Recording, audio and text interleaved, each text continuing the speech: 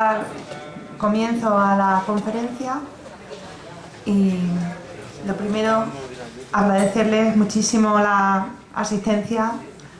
Bueno, hay gente que todavía está llegando. Desde la Real Sociedad Económica Extremeña de Amigos del País les damos la bienvenida. Soy Laura Morala, integrante de la Comisión de Ciencias, desde la que organizamos este ciclo de conferencias que comienza hoy, un ciclo que hemos querido llamar Ciencia y Arte. Ah, muy bien, yo le estoy dando. Ahora, es que tengo las dos cosas. Bueno, ¿por qué este ciclo? Pues la verdad es que teniendo en nuestros socios un montón de personas científicas relacionadas con el mundo de la ciencia que además pues les gusta pues el arte o están relacionados de alguna manera con el arte, pues nos surgió la idea. Esta idea no es nueva, desde luego, no descubrimos nada diciendo que efectivamente hay una relación entre la ciencia y el arte. Y como vamos a hacer un pequeño calentamiento antes de dar paso a nuestro maravilloso conferenciante, digamos como un aperitivo, ¿no? Antes de comer siempre nos comemos un aperitivo para que los jugos gástricos se vayan poniendo a tono. Pues esto es más o menos igual, no vamos a descubrir nada nuevo, ni soy experta en el tema, simplemente pues ante la pregunta si hay una relación entre la ciencia y el arte, pues voy a poner unos pequeños ejemplos para que tengamos esa curiosidad que a ver si don Pedro Casero nos puede luego ilustrar en su conferencia. La fotografía que viene ahí pues es una de las pinturas más antiguas de las que se tiene conocimiento y indudablemente no se podría haber realizado si no hubiera existido una ciencia detrás, una ciencia que involucraba el uso de pigmentos naturales, la mayoría de ellos a base de huesos, de carbones, incluso de piedras, de minerales que disponían en aquel entonces, y el hombre pues usó esa ciencia rudimentaria para dejar pues una de las mejores impresiones, porque después de un montón de años sigue ahí perfectamente, se han diluido un poco los colores, pero se sigue apreciando perfectamente las formas y los colores que se quisieron representar ya en el Paleolítico superior, o sea, hace un montón de años. Vamos a poner unos ejemplos, y ya digo que no soy experta en el tema ciencia-arte, soy científica, bueno, soy profesora de física, pero pues soy una apasionada del arte y quería empezar con este cuadro de Vermeer, que es uno de mis autores preferidos, en el que un científico es retratado por un artista. O sea, ya hay una relación, hay una cierta seducción de la ciencia hacia, los artistas consideran que los científicos, en aquella época un astrónomo pues era un científico muy importante y está representado en este cuadro. La primera relación que a mí me viene, quizás por mi relación con la química, pues es la relación entre la química y el arte. Entre ellos la pintura.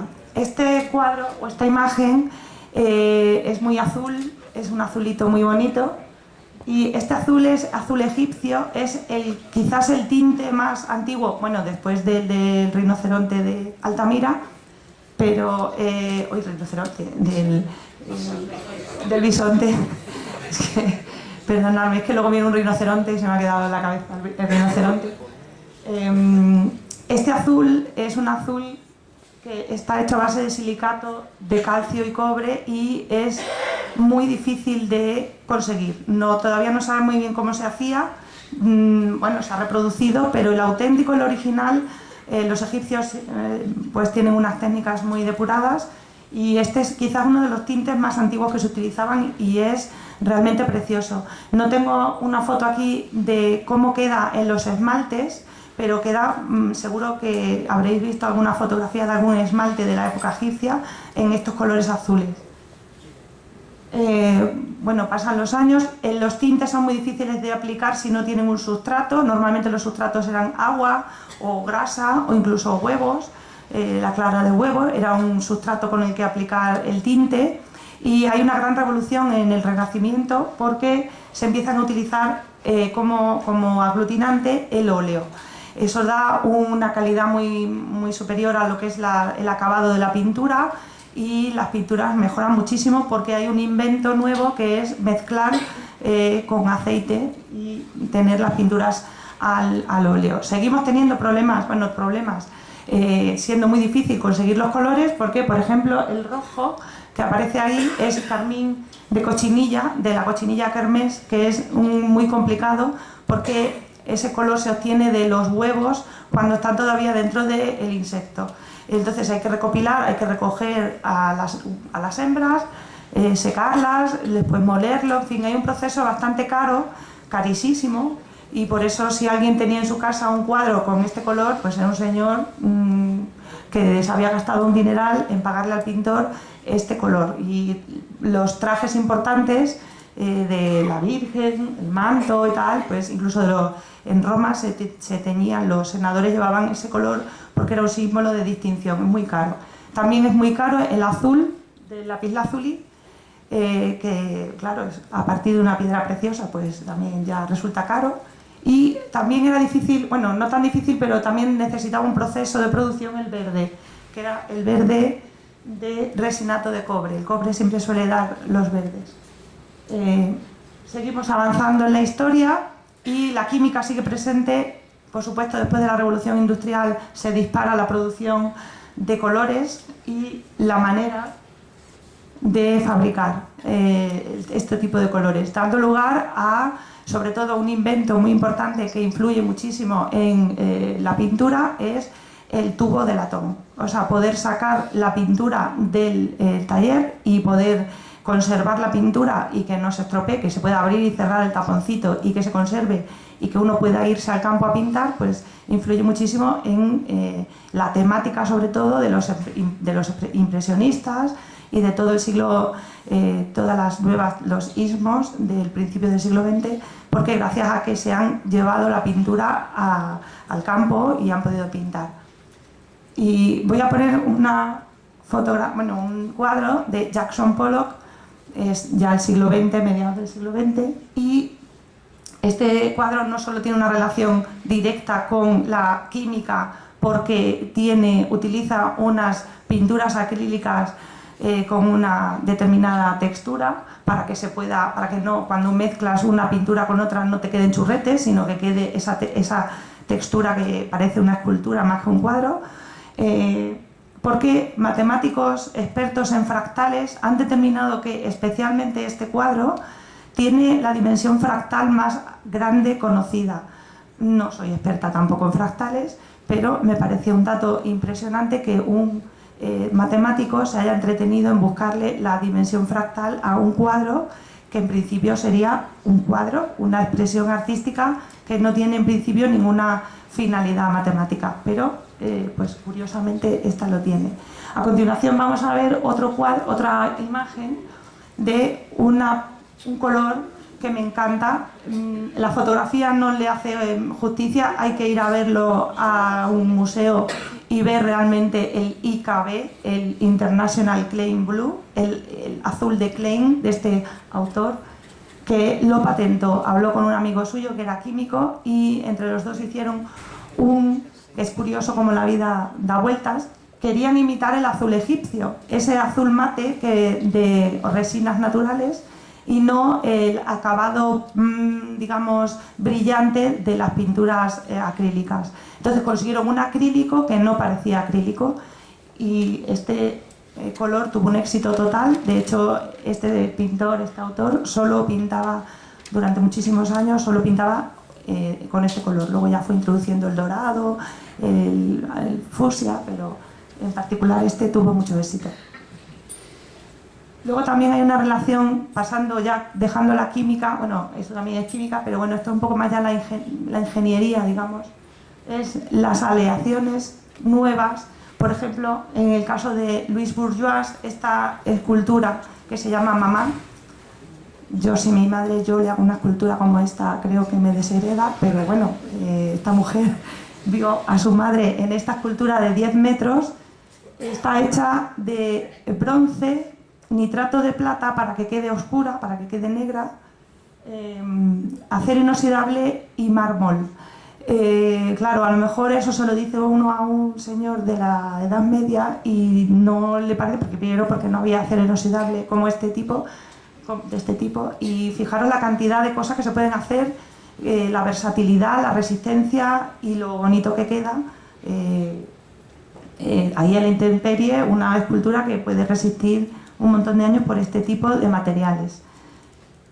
O también este acero, este globo, bueno, un perro de, como parece un globo de estos de los payasos, el Balloon Dog de Jeff Koons, que es acero inoxidable también, pintado con una pintura bastante transparente, y la sensación que da es que es como metálico, o sea, como de papel albal pintado. Es muy curioso. Después, las nuevas tecnologías, la informática, las luces, los sistemas de iluminación y un montón de técnicas nuevas han permitido el arte conceptual, las instalaciones, como por ejemplo este artista, lo he traído, Sky Wokian, es un chino muy famoso. Esta exposición en particular que hizo en el Guggenheim, son 99 lobos reproducidos en distintas resinas, plásticos, pero parecen de verdad, o sea, parecen lobos reales, que van corriendo, van entrando por el Guggenheim y bueno, van corriendo, chocan contra una pared de cristal y es muy impresionante. Esto pues también es una cosa que sin esa técnica de materiales no se podría hacer. Este señor también pinta con pólvora y tiene una exposición ahora en el Prado hasta el mes de marzo, por si alguien lo quiere ver. Es impresionante las pinturas hechas con explosiones de pólvora. Esta otra instalación son 6.000 bombillas incandescentes y la gente lo único que hace es enciende, tira de la cadenita y enciende una bombilla. Bueno, pues es muy interesante porque a lo mejor sin tanta bombilla y tanto cable y tal, es muy bonito como queda, pero es nuevas tecnologías, nuevos materiales, que si esa tecnología, el autor, bueno, en este caso son dos autores, Brown y Garrett, pues no podrían haber hecho esta obra. Por último, la aparición de nuevas disciplinas como la fotografía o el cine están directamente relacionados con la evolución de la ciencia y de la tecnología. Y aquí tenemos una foto de Enrique Cartier-Bresson, de Picasso, que bueno, pues ahí también sigue habiendo una fascinación por los artistas. Y esta es un fotograma de la última película Blade Runner, que se ha estrenado ahora en noviembre, una película también de ciencia ficción. La ciencia inspira muchísimas películas. Dentro del panorama actual hay muchísimas películas con esta temática de ciencia, porque también hay una pasión mutua. Indudablemente la ciencia interviene en la conservación de las obras de arte, las remodelaciones, las conservaciones que hay en distintos museos, las capillas Sixtina, en fin, un montón de cosas no las podríamos ver como son realmente si no tuviéramos un montón de técnicas y de ciencias alrededor de la conservación de las obras de arte. Por tanto, concluimos que hay una relación simbiótica entre el arte y la ciencia, y voy a poner dos ejemplos, bueno, realmente son tres. Uno, un señor que era científico y no era artista, era Galileo, hizo una serie de grabados de la luna que son impresionantes, lo bonitos que eran, y él no era un artista, pero era un científico que necesitó el arte para explicar lo que observaba con su telescopio. Y luego un artista que no era científico, ahí tenemos el rinoceronte que os decía antes, es que se me ha quedado grabado, la verdad. Durero no era un científico, de hecho él nunca no vio nunca en su vida un rinoceronte, pero fue capaz de pintarlo tanto que este rinoceronte se utilizó luego en los libros de ciencia para estudiar las partes y las características de un rinoceronte, y lo había pintado un señor que le habían contado cómo era, pero él no lo había visto. Y fabuloso el dibujo. Y bueno, y pues tengo que acabar, si decimos ciencia y arte o arte y ciencia, pues con Leonardo da Vinci, porque ¿qué es lo que no era Leonardo? Porque es que este hombre era científico, artista, músico, de todo. Entonces he puesto más bien dibujos relacionados con la ciencia más que con arte, y pues son impresionantes los grabados dedicados a la ciencia. Nuestra propuesta entonces desde la Comisión de Ciencias de la Económica es hacer un ciclo de conferencias. Empezamos hoy con don Pedro Casero y bueno, aquí tenemos una foto de don Pedro, bueno, no don Pedro, de una foto que ha hecho Pedro. Estoy emocionadísima porque es un muy buen amigo mío y he tenido el placer de trabajar con él y entonces conozco perfectamente. Bueno, voy a poner aquí su currículum científico. Es catedrático de Biología Celular de la Universidad de Extremadura, tiene más de 60 artículos publicados en revistas de reconocido prestigio, ha sido vicerrector y empezó a hacer fotografías porque necesitaba documentar su tesis doctoral. Y pues siguió, por aparte de que le gustaba mucho dibujar y había aprendido a dibujar con el tío de Antonio López, que eso parece que no, pero deja huella, digo yo. Entonces empezó, a partir de 1993, empezó su carrera, digamos, artística. Tiene un libro enorme de exposiciones y trabajo. Yo me he centrado quizás en los que tienen más relación con la ciencia. Destacamos ADOC, que es un estudio de la simetría. Después también, La quinta dimensión, que es un libro también muy relacionado con las simetrías y los juegos de visión, no visión, reflejos. Luego el del anillo de Schrödinger, que tuve el placer, fue cuando conocí a Pedro, fue la primera vez que trabajé con él.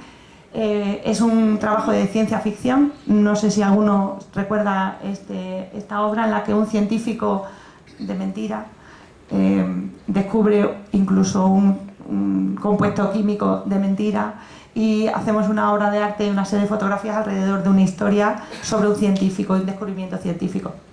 Luego está la serie 10×10 y actualmente tiene una exposición preciosa y muy interesante en Cáceres, en la Sala del Brocelsi, que se llama Barrio Centro.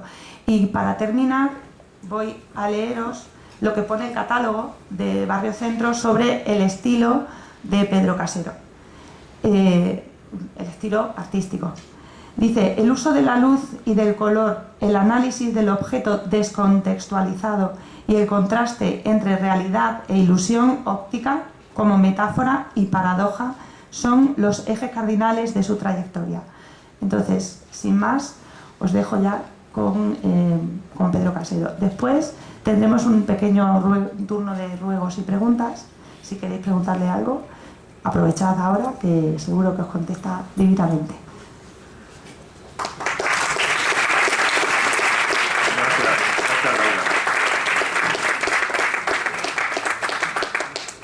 Bueno, muchas gracias. Lo bueno que tiene que hable un amigo es que siempre cuenta cosas estupendas, ¿no? Y siempre cuenta cosas a favor de su amigo, ¿no? Yo quiero... Bueno, me vais a permitir que me baje porque me siento más cómodo estar más cerca de vosotros, ¿no? Necesito estar cerca de vosotros, ¿no? Quiero en primer lugar agradecer a la Real Sociedad Económica Extremeña de Amigos del País pues la diferencia que ha tenido conmigo de permitirme disponer de este espacio y poder dirigirme a todos vosotros, ¿no? Y luego quiero agradeceros el que estéis aquí acompañándome, porque además hoy en Badajoz había un montón de eventos, así que yo aprecio extraordinariamente el que hayáis prescindido, no porque esto sea mejor, sino porque habéis querido venir, no, habéis prescindido de otras cosas muy interesantes. Bueno, voy a hablar de algo que siempre me ha interesado.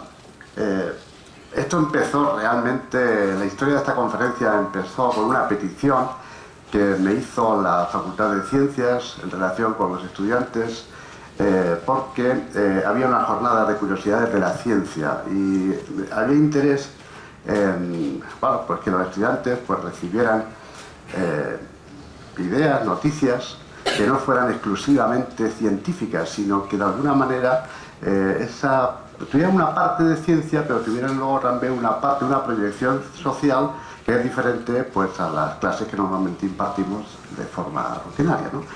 Así que yo pensé que quizá lo más cercano, lo que a mí me parecía más cercano y lo que más me interesaba en principio, pues podía ser la proporción áurea, el número áureo, que de alguna manera relacionaba las matemáticas con el arte, que tiene mucho de fantasía, tiene mucho de creatividad, tiene quizá tiene también fundamentos que son matemáticos, los matemáticos eso dicen, es decir, que podría ser interesante. Así que, como ese número se llamó Phi, y ese número Phi está relacionado con lo que es la belleza, pues yo decidí llamarle a esta charla con Phi de belleza. Quizá porque me acordaba cuando te decía con B de burro, ¿no? Más o menos hacer esa especie de reflexión. Bueno, yo he utilizado esta imagen porque tenía mucho interés en conocer esta obra. Esta obra es una obra de arte que se encuentra en el MoMA, en Nueva York, que es una obra de Jasper John y que se llama Flag, bandera. Y lo interesante es que es una obra de arte y es una bandera, pero no es una bandera, ¿no? Cuando se le preguntó a Jasper John por qué se le había ocurrido hacer este tipo de obra de arte, pues él contestó, pues porque muchas veces te preguntan, ¿y esto qué significa, esta obra que me has presentado, sobre todo en el arte contemporáneo? Y dice, así que yo tenía ya resuelta esa parte de la pregunta, esto es una bandera, significa una bandera, no hay que preocuparse por ese tema, así que nos podemos concentrar exclusivamente en la parte artística. Es decir, es un objeto artístico en donde lo que tiene valor es su proporción, es la textura, es el color, la distribución, la forma, etcétera, etcétera. Y a mí, viendo este objeto, que tenía mucha curiosidad y realmente es impresionante cuando lo ves en directo, me llamó mucho la atención las estrellas.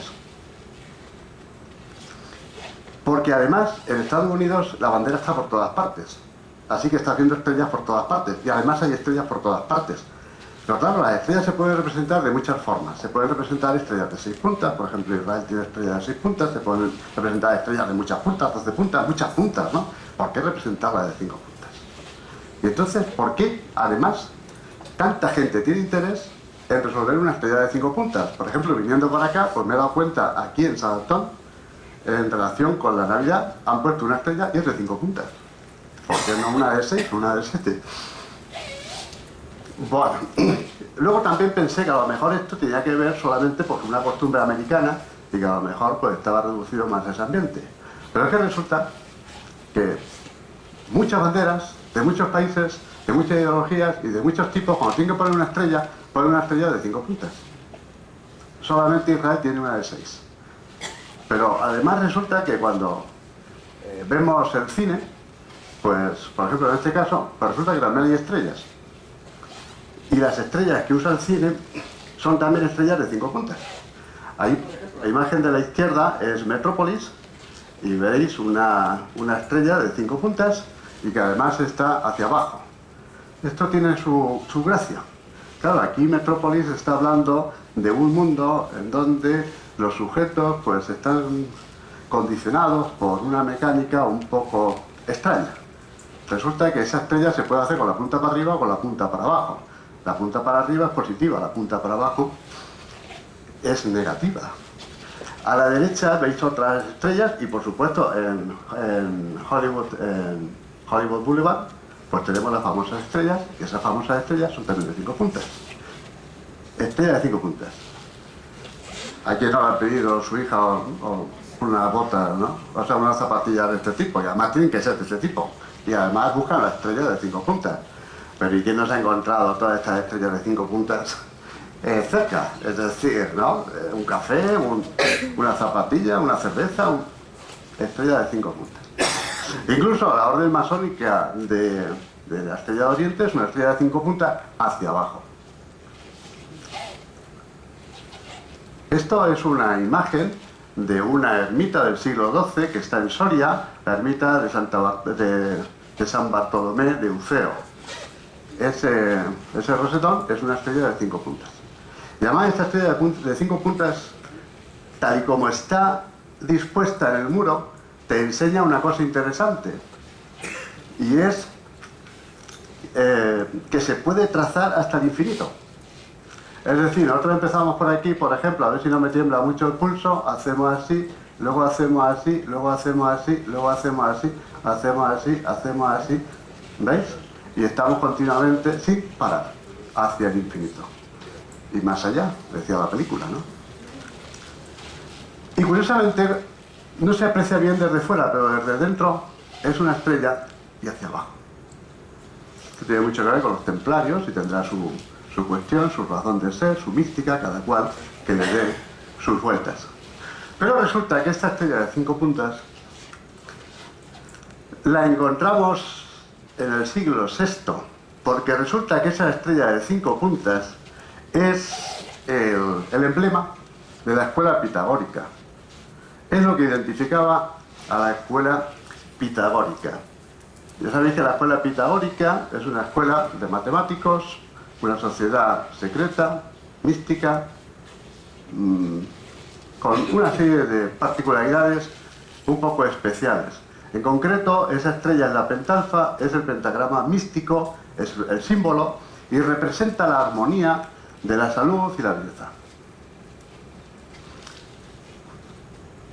Y lo más curioso es que es una cosa interesante porque la escuela pitagórica desarrolla el concepto de que todo en el universo es armonía y la armonía está muy condicionada y muy sujeta al número, pero a ciertos tipos de números. Es decir, los números racionales, los números fraccionarios, los números naturales. Había un número que no admitía esta escuela. Y eso era un misterio. Y curiosamente, ese misterio está en esa estrella. Así que resulta curioso que haya un misterio que tiene que ver con un número que los pitagóricos no quieren manifestar, pero que está en su emblema. Bueno, esto se descubrió, se puso ya de manifiesto, un par de siglos más tarde con Euclides. Porque Euclides publicó en los elementos de geometría, en el libro sexto, dice algo así como: se dice que una recta ha sido cortada en extrema y media razón cuando la recta entera es al segmento mayor, como el segmento mayor es al segmento menor. Bueno, eso a lo mejor lo entendemos mejor con esta expresión matemática.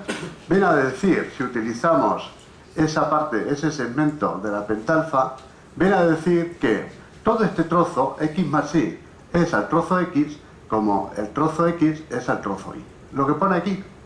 Y claro, es una expresión que tiene, es un resultado, es un número. Cuando resolvemos esto, resulta que ese número es 1,61803,9 hasta el infinito y mucho más allá. Es un número que no se puede definir. Es un número irracional.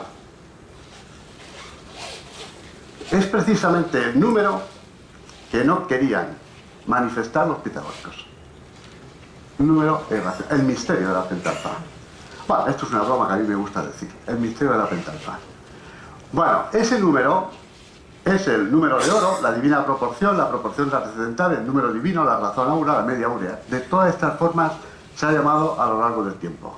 Y ese número, como veis, lo que hace es que define una proporción y esa proporción está en la estrella.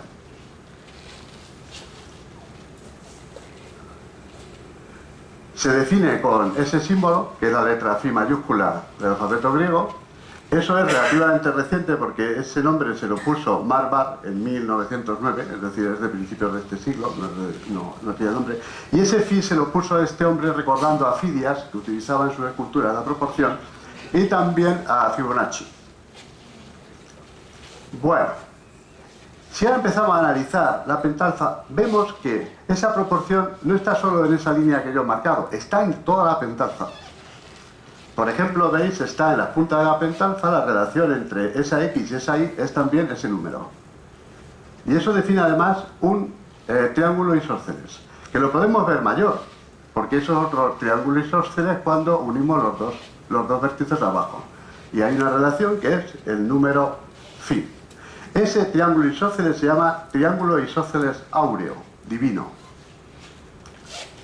Si nosotros ahora recordamos esta imagen, que es súper famosísima, que es el hombre de Vitruvio, dibujado por Leonardo, siguiendo las indicaciones de Vitruvio, precisamente, que es un arquitecto del siglo I, me parece recordar, pues entonces Vitruvio decía, y por eso dibujó Leonardo esto, decía: si un hombre separa las piernas lo suficiente como para que la altura disminuya un 1/14 y estiras y sube los hombros hasta que los dedos estén a nivel del borde superior de tu cabeza, has de saber que el centro geométrico de tus extremidades separadas estará situado en tu ombligo.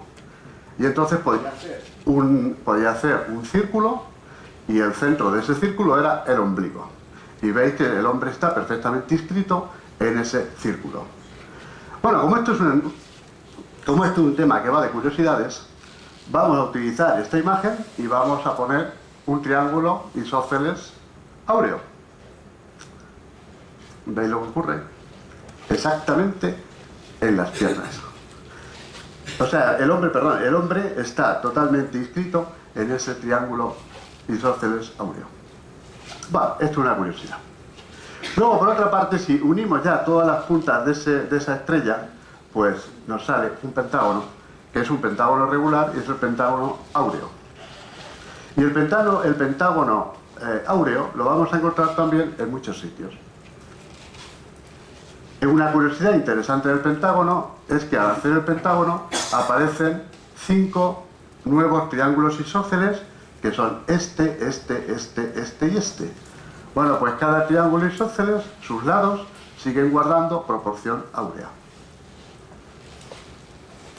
Y ese pentágono con esa estrella se ha utilizado para componer obras de arte. Esto es un clásico, es decir, esto es la Sagrada Familia de Miguel Ángel Buonarroti, y como veis está compuesto, inscrito en ese triángulo y en esa pentalfa. De tal forma que la Virgen, que es el elemento central, está inscrito en ese triángulo isósceles áureo. Esta línea que tenemos, esta línea marca precisamente ese horizonte que está en el nivel cuarto del fondo, y como veis, pues está todo incluido dentro de ese pentágono. Bueno,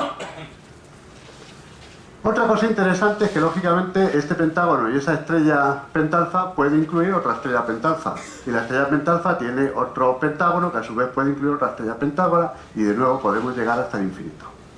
Es decir, siempre tiene una dimensión como hacia el infinito la cosa esta. Bueno, otra cuestión interesante, pues claro, allí tenemos un pentágono regular, pero es que hay una figura de las figuras clásicas,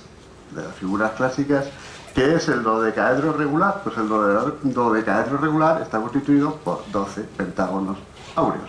Luego es una figura áurea. Y lo más interesante es que se ha utilizado también en composición, y además por un contemporáneo. Fijaros este cuadro. ¿Quién no conoce este cuadro de Dalí? Es La Última Cena de Dalí. Pues fijaros, Dalí compuso este cuadro como si estuviese en el interior de ese dodecaedro.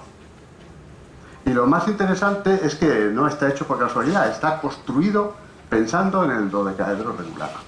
Y si no, fijaros las líneas de fuga de las aristas del dodecaedro. Todas confluyen en la boca de Jesucristo. Y por supuesto, si dibujamos el pentágono de una de las caras, pues veis que Jesucristo está exactamente en el pentágono central.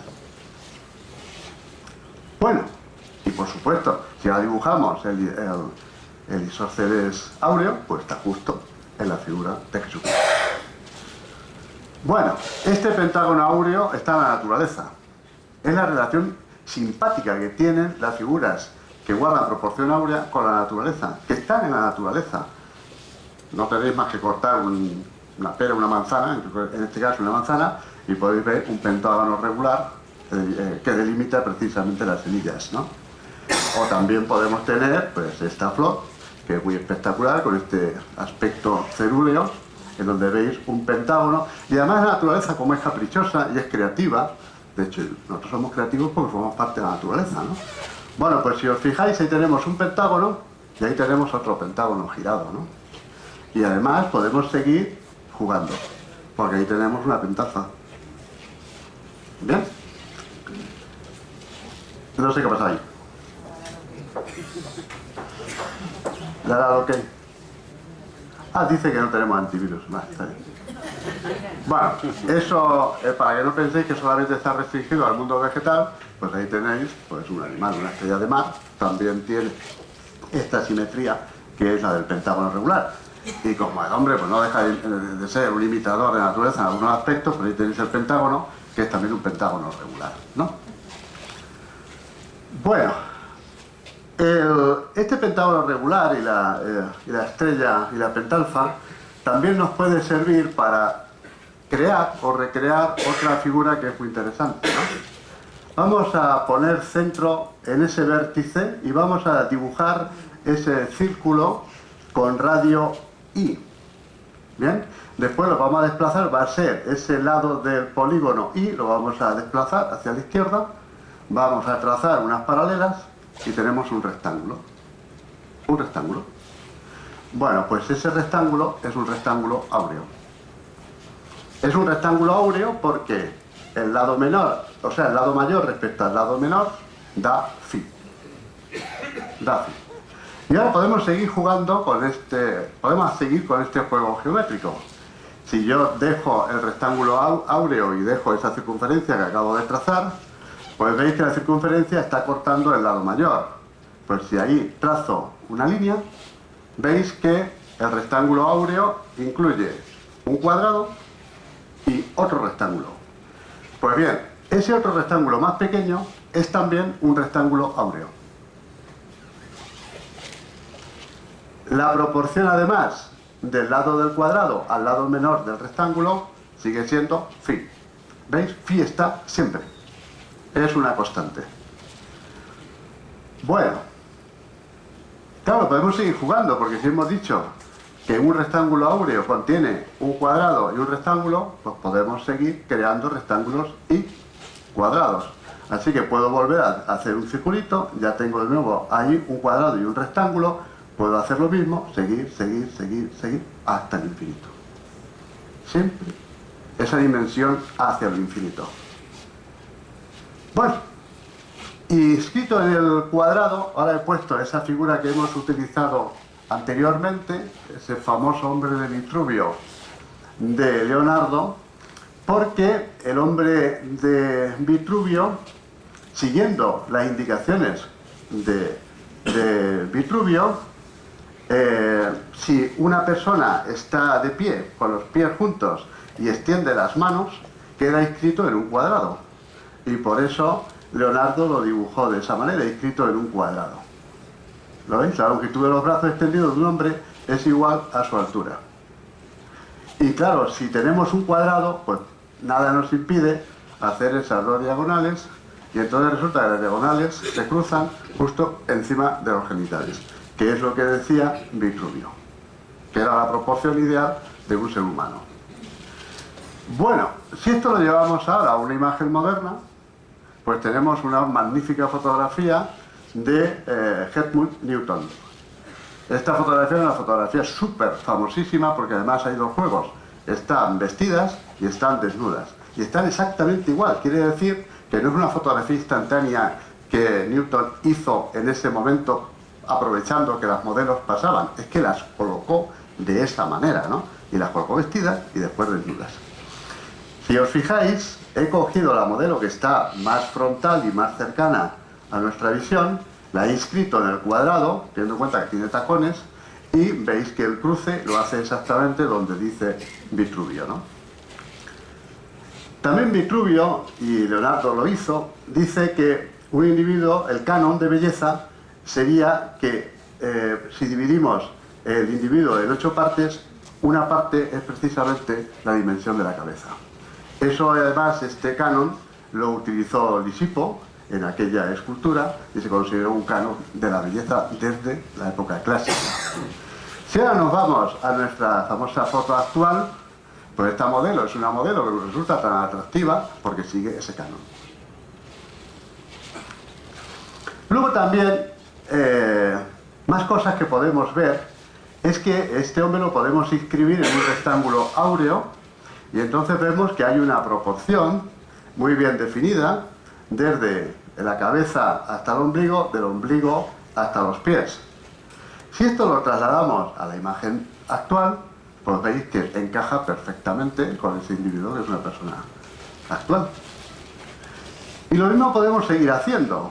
Si seguimos el modelo del hombre de Vitruvio, pues podemos ver que las proporciones que describe Leonardo, que son un traslado de lo que decía Vitruvio, pues lo podemos trasladar a las personas actualmente. Personas que lógicamente se ajusten a una determinada proporción. Y podemos irnos hacia un lado y hacia otro lado. Podemos estar en el mundo contemporáneo y nos podemos ir al mundo antiguo. No he llegado al bisonte porque no se me ha ocurrido lo del bisonte, pero sí se me ha ocurrido el escriba, que a mí me impresionó también en el Louvre. Es una pequeña figura que te impresiona en cuanto la ves. Entonces, si te impresiona es porque de alguna manera te está tocando en esa parte que llamamos anhelo de belleza, ¿no? Bueno, como veis está perfectamente inscrito en ese círculo, y cuando le aplicamos el canon de Vitruvio, veis que también se ajusta perfectamente al canon de Vitruvio. Y hay que tener en cuenta que esta figura es una figura del 3000 y pico antes de Cristo. Bueno, estas proporciones se van reflejando por todo el cuerpo.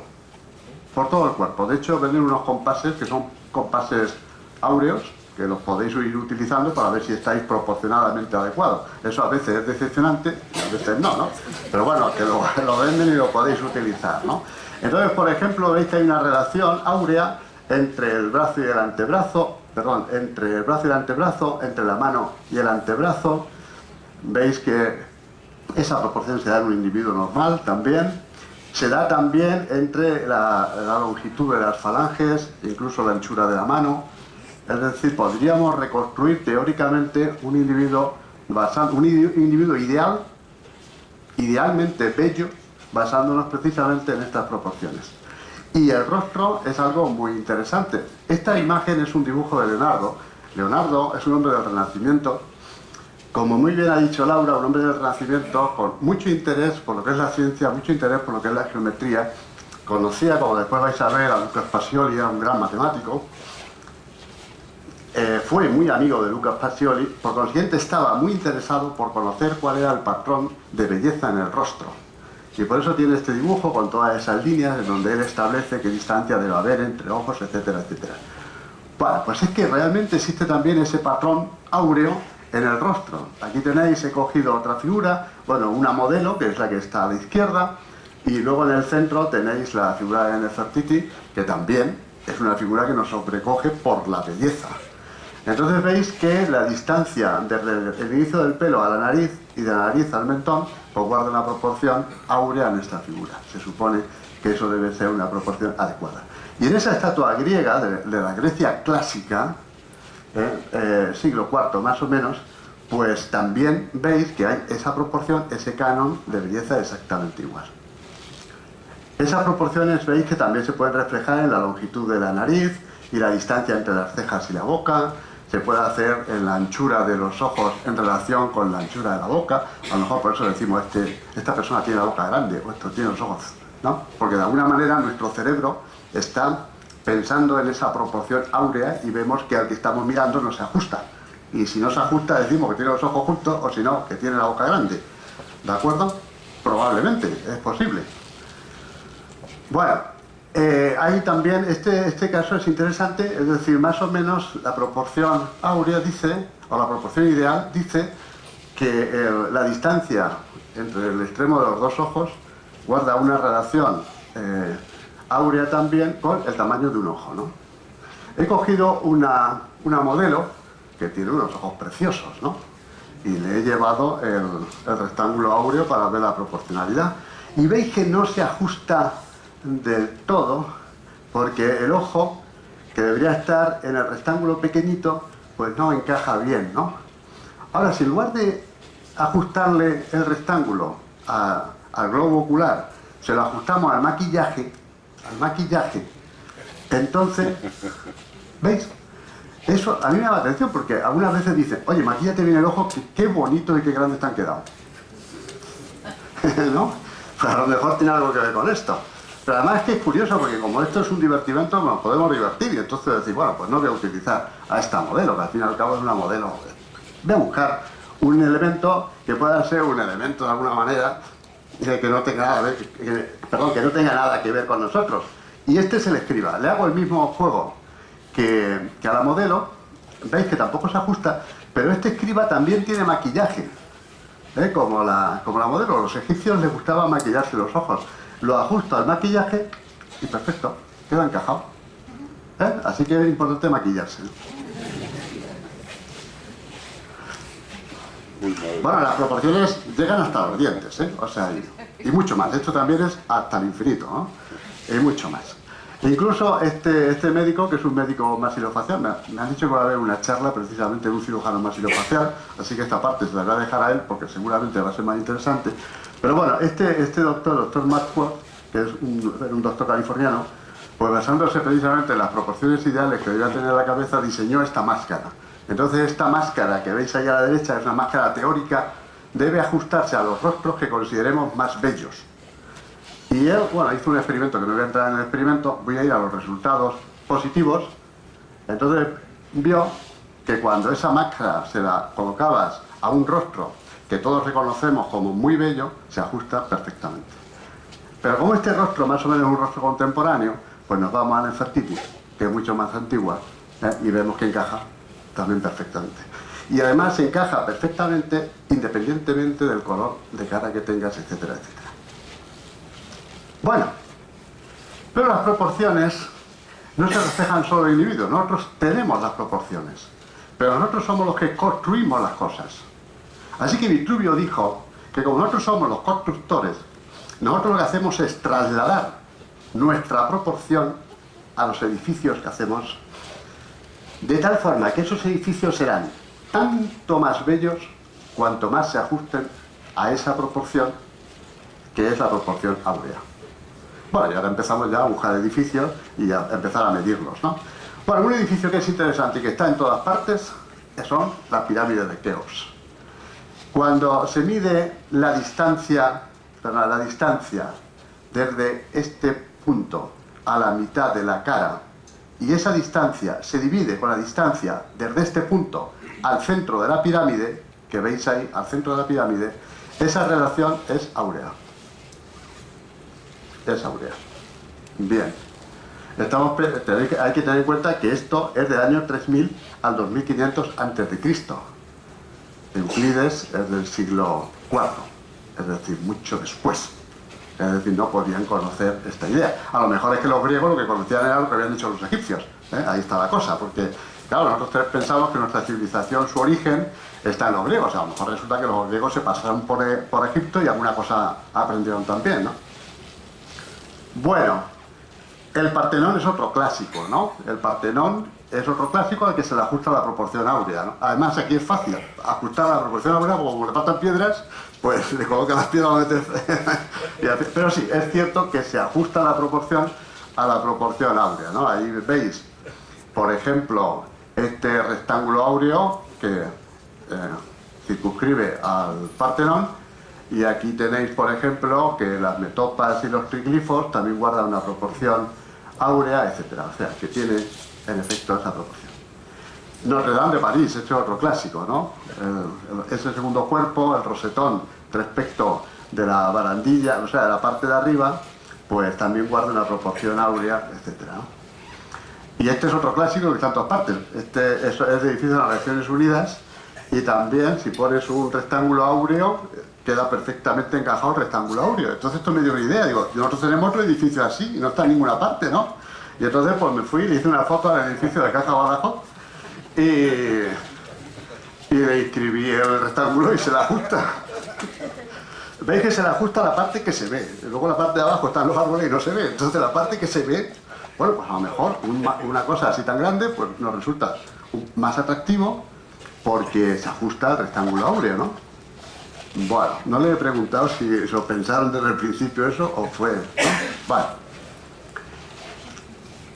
Esto también es un clásico. Generalmente las cosas que nos venden las hacen con unas proporciones áureas, y eso sí que lo hacen intencionadamente porque saben que así tiene más atractivo. Así que, por ejemplo, los monitores de televisión planos se ajustan a la proporción áurea. Y otra cosa que es muy importante que todos tengamos, es la tarjeta de crédito. Bueno, pues eso también se ajusta a la proporción áurea, ¿no? Es importante. Y el cuadro este al que hemos hecho referencia antes, que está hecho con toda la intención por parte de Dalí, el rectángulo se ajusta exactamente a un rectángulo áureo. Veis que no se ve el rectángulo porque lo que parece es que la foto está enmarcada por la línea roja. Pero es que la línea roja es el rectángulo áureo. Bueno, y ahora ya salvando las diferencias, esto es una foto mía. Pues claro, yo también tendré que poner algo mío, ¿no? Como decía aquel, ¿y de lo mío qué hay? No, pues esto es mío. Esto es una foto mía del agua, está en un formato cuadrado. El formato cuadrado